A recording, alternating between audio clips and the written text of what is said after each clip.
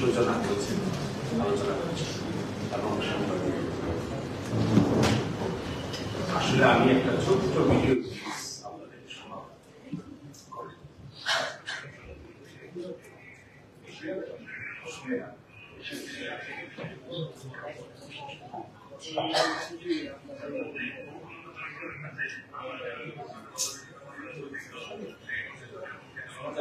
না না সাউন্ড আসছে না।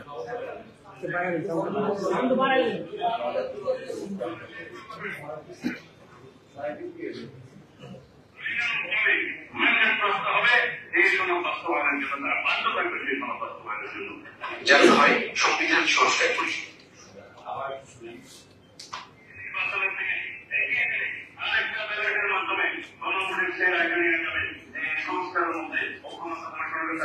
আমরা যারা রাজনৈতিক দল সেই ভবিষ্যতের পক্ষে জনগণ আছে কিনা, সেই সমাজের পক্ষে জনগণ আছে কিনা যদি জনগণ বলে তাহলে সেই পার্লামেন্ট সেই নির্বাচিত সংসদের প্রত্যেকটা সদস্য আইনানুগভাবে ম্যান্ডেট প্রাপ্ত হবে এই সনদ বাস্তবায়নের জন্য তারা বাধ্য থাকবে সেই সনদ বাস্তবায়নের জন্য। জানানো হয় সংবিধান সংস্কার পরিষদের শপথ গ্রহণ প্রসঙ্গে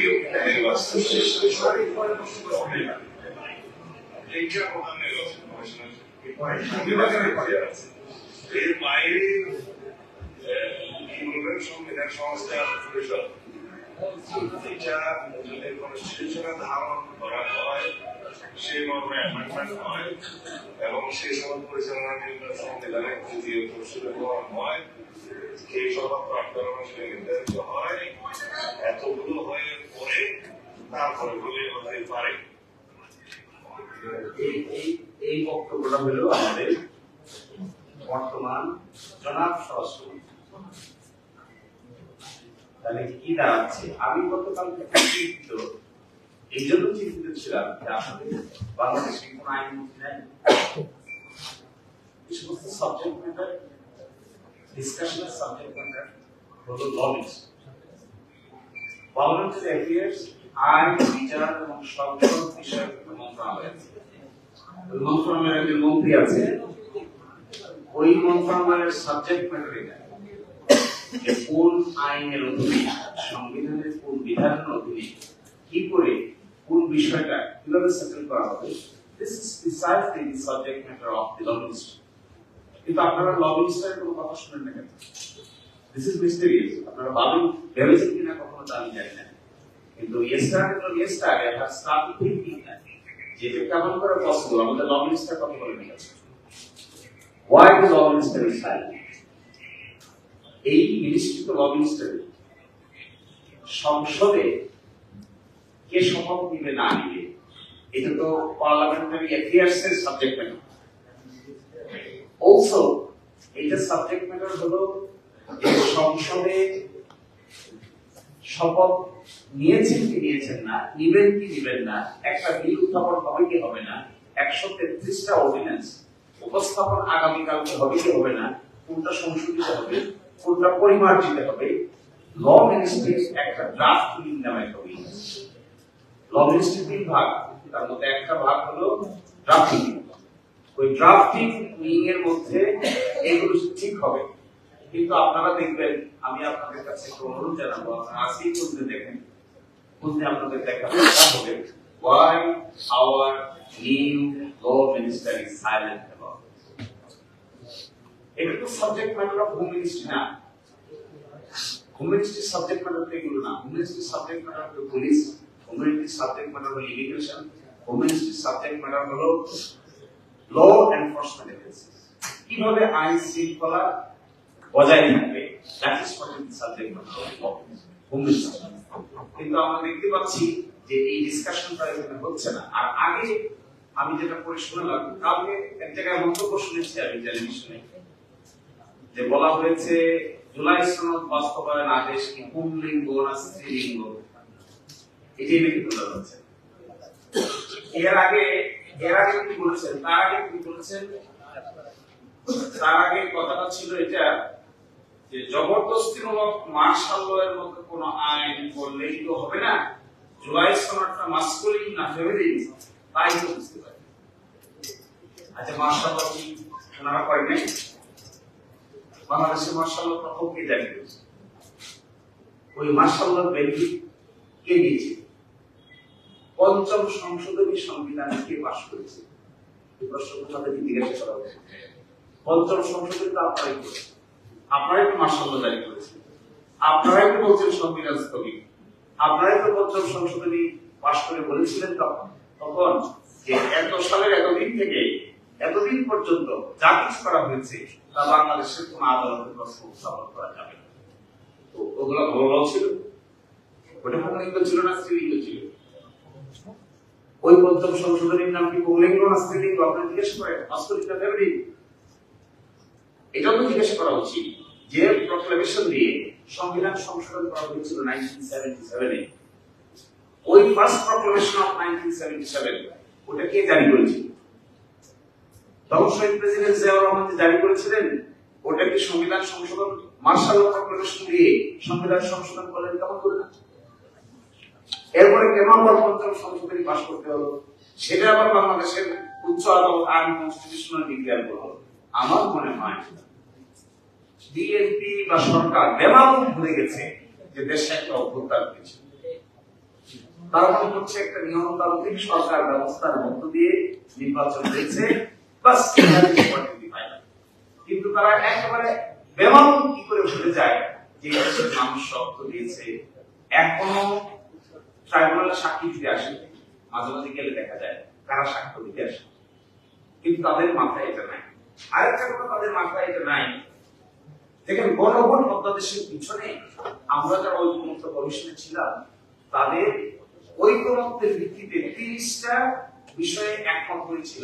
এটা গণভোট অধ্যাদেশের পিছনে ভিডিও রাখা আছে। আদালত থেকে একটা ফরমাইশি মামলা করেছে, ফরমাইশি মামলা করে রুল দিয়েছে যে ঐক্যমত্যের ভিত্তিতে যে 30টা বিষয় ঠিক করা হয়েছিল, এইটাও নাকি কেন অসাংবিধানিক ঘোষণা করা হবে না, এই মনোভাব আদালত। ওনাদের একটা কথা আপত্তি, ডিসেন্টিং আছে, ডিসেন্টিং পার্ট। ঐক্যমত্য যেগুলো হয়েছে এগুলো আপত্তি বিষয়, ঐক্যমত্য হয়েছে যেগুলো বিষয় এগুলোকে আদালতের সাবজেক্ট ম্যাটার বানিয়েছে। এর মানে কি? এর মানে হলো লিডারশিপের জীবনের সবচেয়ে গুরুত্বপূর্ণ বিষয় হলো ট্রাস্ট এবং কনফিডেন্স। কোন নেতা কিংবা কোন গোষ্ঠীর প্রতি জনগণের যদি আস্থা এবং বিশ্বাস না থাকে, ও কিন্তু শেষ পর্যন্ত নেতৃত্বের ক্যাটাগরিতে উত্তীর্ণ হতে পারে। This is the secret of leadership. কেন মানুষ সংগ্রামী মানুষকে পছন্দ করে? কেন কেন মানুষ নেলসন ম্যান্ডেলাকে পছন্দ করে?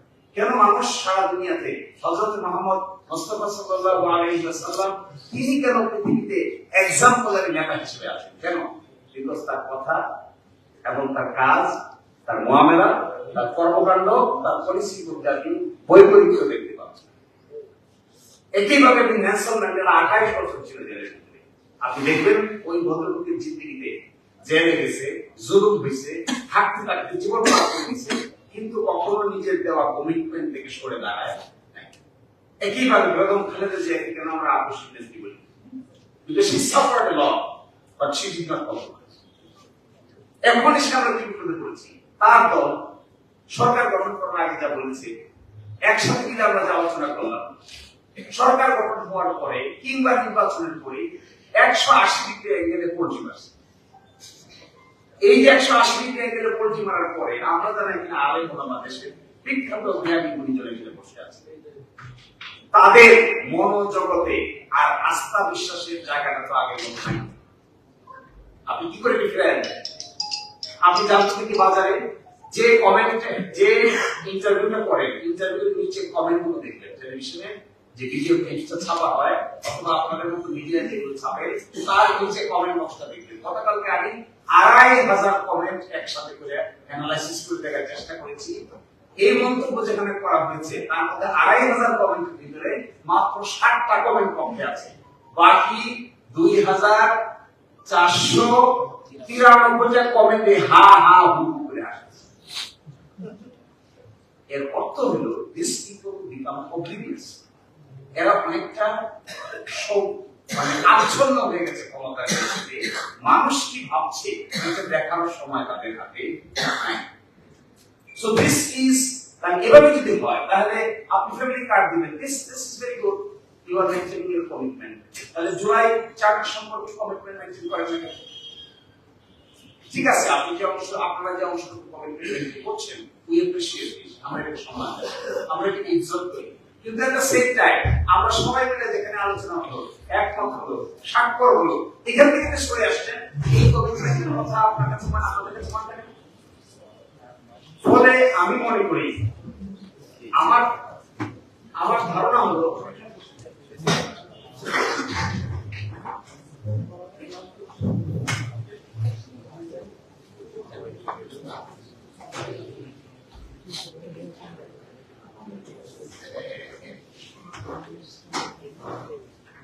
তো এই জায়গায় আমার কথাটা লক্ষ্য করবো না, আমি শুধু একটু বলি আপনাদেরকে, এই কথাগুলো বলে যে মিসট্রাস্ট ক্রিয়েট করা হয়েছে।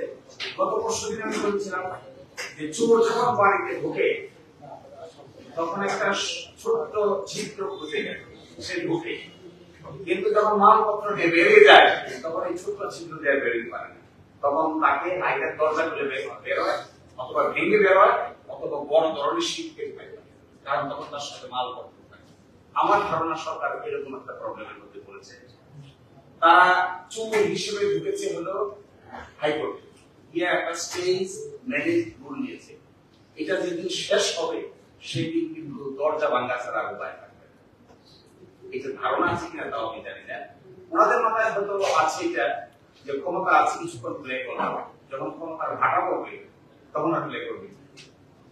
অতীতের পঞ্চম সংশোধনী মামলা যখন আইন কনস্টিটিউশন ডিক্লেয়ার হয়েছে, তখন জিয়া রহমান সাহেব কর্তৃক গৃহীত সকল সাংবিধানিক সংস্কার অবৈধ ঘোষণা করলেন।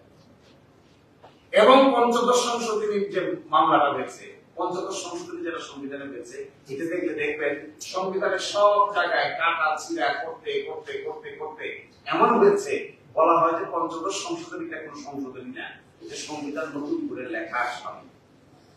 তো এরকম একটা কিছুর জন্য অপেক্ষা করছে না, তা না হলে আদালতের বারান্দায় এটি কেন ছেড়ে দিলেন?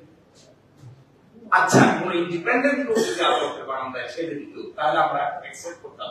ম্যানেজ করা, আইনজীবী ম্যানেজ করে, অ্যাটর্নি জেনারেল অফিসও ম্যানেজ করে, রুল কিভাবে হবে এটাও ম্যানেজ করে।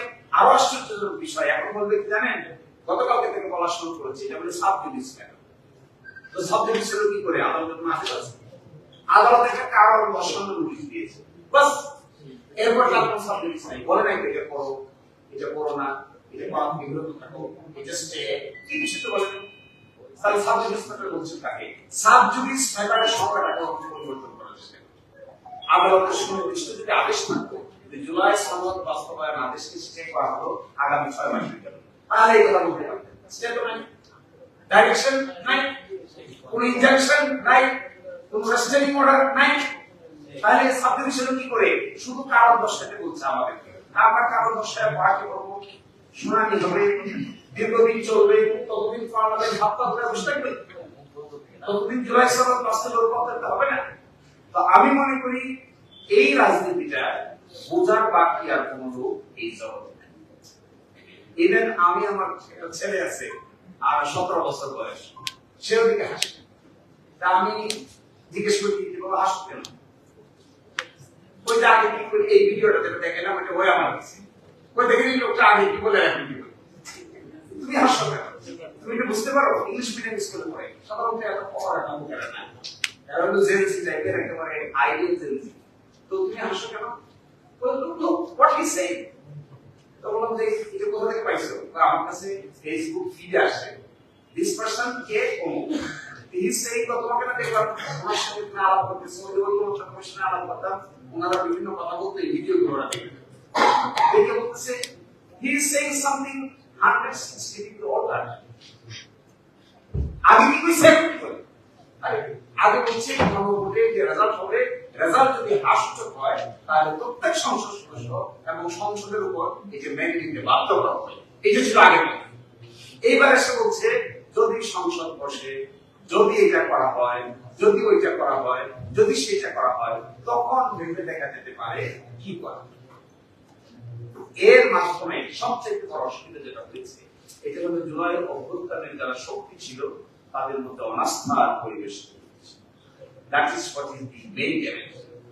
এটাই হবে জাতির জন্য সবচেয়ে বড় ক্ষতির কারণ। একটা ফ্যামিলি কার্ড আপনি দিলেন কি দিলেন না, এটা একটা টাকা পয়সার ব্যাপার, কিন্তু জুলাই সনদ বাস্তবায়ন কেন্দ্রে যে অভ্যুত্থানের বৃহত্তর শক্তি তাদের মধ্যে যদি অনাস্থার পরিবেশ তৈরি হয়, এটা ওই শীত কেটে চুরিতে ঢোকার পরে মালপত্র নিয়ে দরজা লাগিয়ে মায়ের করার অবস্থা একটা দশায় করে দেখা দিতে পারে। আমি এই মামলাটা হওয়ার পরে সরকার কর্তৃপক্ষরা এই বিষয়টিকে দেখা পরে আমি জিজ্ঞেস করছি, আপনি কি জানেন এই মামলা হয়েছে? না, আমাদের কেউ তো কনসাল্ট আরেকজনকে জিজ্ঞেস করলাম, এই সঙ্গে কি আপনি আছেন? বলে না, আমাদের তো কেউ বলেনি। তাই আমরা কত মামলাটি ডিজাইন হয়েছে কোথা থেকে, কে করে নিয়ে যাচ্ছে এই বিষয়গুলো, কয় যারা করছে তাদের সাথে কে যোগাযোগ করে। আমি 100% শিওর সরকারের মধ্যে এই ধরনের মামলা মোকদ্দমা কেন্দ্রিক জুলাই সনদকে ঝুলিয়ে দেওয়ার ব্যাপারে এক ধরনের কোঅপারেশন এবং কোঅর্ডিনেশনের অভাব আছে। বিশেষভাবে এই জুলাই সনদ বাস্তবায়নের ক্ষেত্রে সঠিক পথ অবলম্বন করা হোক, এটা না চেয়ে কারো ব্যক্তিগত খায়েশ কিংবা চিন্তা ভাবনার বহিঃপ্রকাশ আধিপত্যবাদের মতো আমাদের উপর চাপিয়ে দেওয়ার এক ধরনের বাস্তব নমুনা দেয়। তো আমি অনুরোধ করবো, আমাদের সকলের দায়িত্ব হবে পার্লামেন্টের ভিতরে এবং বাইরে, এখনই মনে হয় সকল পার্লামেন্টারিয়ানরা, বিরোধী পার্লামেন্টারিয়ানরা পার্লামেন্টে বসে মিটিং করছেন, ভিতরে এবং বাইরে আমাদের সকলের আগ্রহের ভিতরে পবিত্রতা আছে।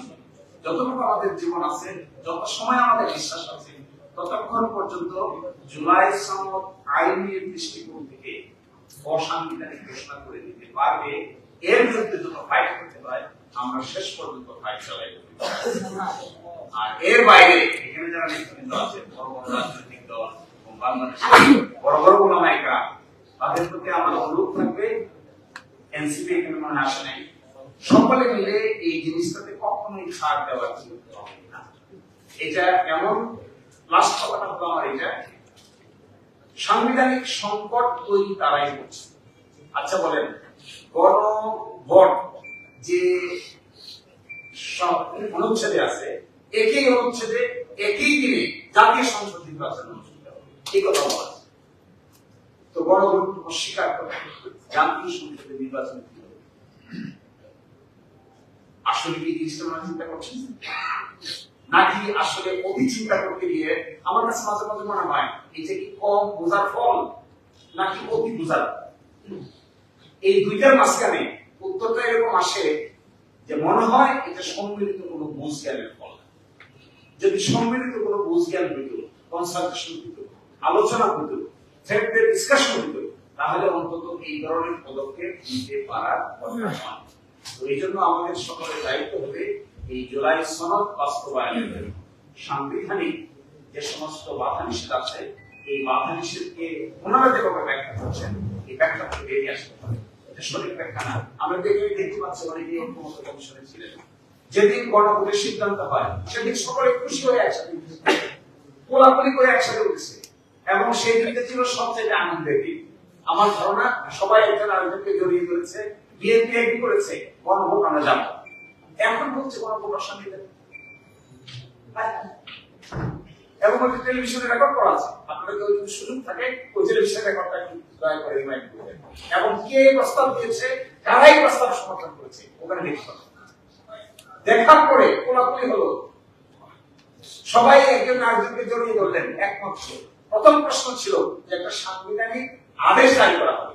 আমরা সাংবিধানিক আদেশকে ছাড়তে বললাম, ঠিক আছে সাংবিধানিক আদেশ জারি, কিন্তু সকলে একমত না, বিকল্প রূপ নেওয়া হবে। ঐক্যমত্য কমিশন 5টা অপশন দিয়েছিল। তখন প্রশ্ন আসলো গণভোট। গণভোটের কথা যে আসলো সকলেই একমত হয়ে গেল, ঠিক আছে গণভোট করা হবে। এবং আজকে যারা গণভোটের বিরুদ্ধে বলছেন তাদের কণ্ঠ এবং হাত সেখানে দেখতে হবে। তা যদি হয় সেই গণভোটের আদেশ এখন আর বাস্তবায়ন করতে চান না, এর অর্থ হলো কোন না কোন জায়গায় সম্ভবত এক ধরনের ঋণ তৈরি হয়েছে, যে ঋণটাকে আপনারা পরিশোধ করতে গিয়ে গণভোটকে অ্যাভয়েড করছেন। খুবই ডেঞ্জারাস। মানুষ 4 কোটি 5 কোটি লোক এর পক্ষে রায় দিয়েছে, এটাকে অ্যাভয়েড করতে হচ্ছে কোন ঋণের কারণে? কোথায় নাকি খত দেওয়ার কারণে? কোন জায়গায় নাক পাশা আবদ্ধ হয়েছে, যে নাক পাশা আবদ্ধ হওয়ার ফলে 4 কোটি 5 কোটি লোকের ভোটকে অ্যাভয়েড করতে হচ্ছে?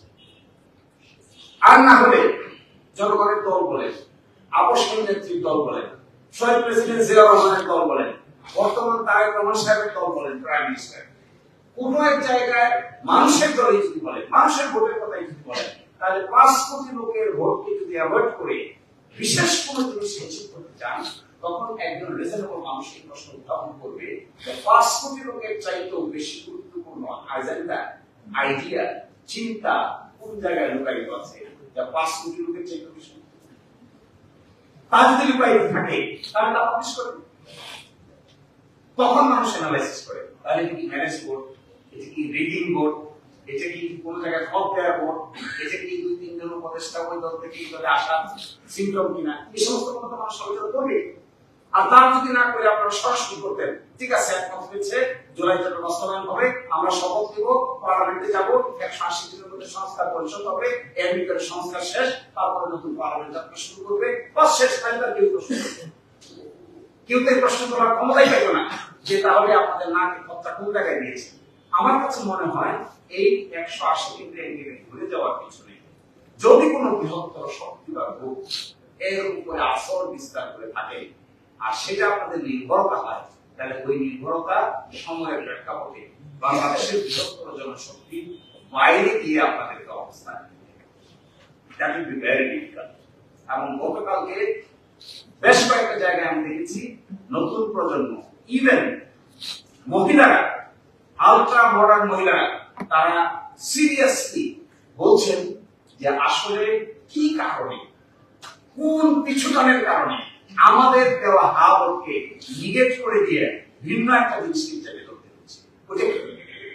আমি আপনাদেরকে অনুরোধ করবো, আপনারা ইনভেস্টিগেটিভ জার্নালিজম ক্ষমতা যাদের আছে, যাদের এই পরিমাণ দক্ষতা আছে, তারা এটা বুঝবেন যা হচ্ছে এটা কিন্তু আসল ঘটনা, পিছনে কি কারণে এটা হচ্ছে যে আসল এই কারণটা বুঝবেন। কি কারণে হোম মিনিস্টার এত অ্যাক্টিভিটি দেখাচ্ছেন, কি কারণে ল মিনিস্টার এত চুপ আছেন, কি কারণে ল মিনিস্ট্রির ফাংশন আরেক মিনিস্ট্রিকে পালন করতে হচ্ছে, কি কারণে একজন ব্যক্তি 25 দিন 30 দিন আগে দেওয়া কমিটমেন্ট 30 দিন পরে 180 ডিগ্রি পরিবর্তন হয়ে গেছে।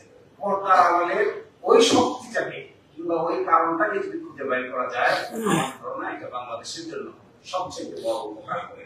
আর আমি গতকালকে বলেছিলাম, এক মন্ত্রীর সাথে দেখা হয়েছে, সেক্ষেত্রে বলেছিলাম যে আপনারা তো মানুষের বিশ্বাসের জায়গাটা নষ্ট করে দিচ্ছেন। তুমি বলেন কেমন বলে যে সকালে একটা বলেন, দুপুর একটা বলেন, রাতে একটা বলেন, বলে কি বললাম, বলে একবার বলছে এটা মানবো, এখন বলেন মানবো না, বলে যে আমি বলছি না, আপনি বলেন কে বলছে, আমাদের একজন বলছে। তা আমাদের একজন এটা বলতো, কেন বলতো, আপনারা কিছু জানেন না? তো জানি, অনেক কথাই তো জানি, সব কথা কে বলি, তো বলেন যদি ভিন্ন কোনো চিন্তা থাকে তাহলে বলেন। এই চিন্তার সঙ্গে সকলে যদি এক কথা সেটা না, সকলের মধ্যে যদি দ্বিমত থাকে, ইখতিলাফ থাকে, ইখতিলাফটা আমাদেরকে বোঝান যে সরকারের সব লোক এটার সঙ্গে নাই, তাও তো বলতে চান না। ফলে আমার খুবই বিনীত অনুরোধ থাকবে আপনাদের প্রতি, সাংবাদিকদের প্রতি, প্লিজ কেউ যদি জাতীয় দায়িত্ব পালন করতে চান, দয়া করে পিছনের কারণটা দিকে একটা ইনভেস্টিগেটিভ জার্নালিজম চান। আজকেও আমি দেখে আসলাম 133টা অভিযোগের ভিতরে মেজর যে কটা অভিযোগ আছে তার মধ্যে একটা হলো মানবাধিকার কমিশনের অভিযোগ, আরেকটা আছে জুলাই যারা যুদ্ধ করেছে তাদের ইন্টারভিউ চলছে, আরেকটা আছে একটু আগে দেখে আসলাম গুম বাংলাদেশ। এই তিনটার মধ্যে একটি ম্যাসিভ পরিবর্তন তারা প্রস্তাব কেন আমরা আলোচনা করি অন্তর্বর্তীকালীন সরকারের সময়ে মানবাধিকার কমিশন প্রতিষ্ঠা করে এর ভিতরে এত কিছুকে দায়িত্ব দিয়ে রিফর্ম আকারে আনা হয়েছে, এগুলো পরিবর্তন করে আবার সরকারের কাছে নিয়ে গিয়ে সরকারের অনুগত মানবাধিকার কমিশন করবে, তাহলে কি লাভ হবে? কি অর্থ হলো এই বিপ্লবে, কি মানে হলো এই অভ্যুত্থানে? এবং এই কিছু করতে গিয়ে আপনারা আবার আস্থা হারাতে পারেন। এই বক্তব্য রাজনৈতিক বড় বড় নেতৃবৃন্দ আছেন তারা দিবেন। আমি মনে করি আইনগত যে ব্যাখ্যাটা দেওয়া হচ্ছে এটা সঠিক না, ভুল। এই ব্যাখ্যা যদি তারা দেন তাহলে তারা পঞ্চম সংশোধনী মামলা যা তা করে নিজেদেরকে আবার ফেলার ব্যবস্থা করছে, এটা সঠিক হচ্ছে না। সবাই ভালো থাকবেন, আসসালামু আলাইকুম।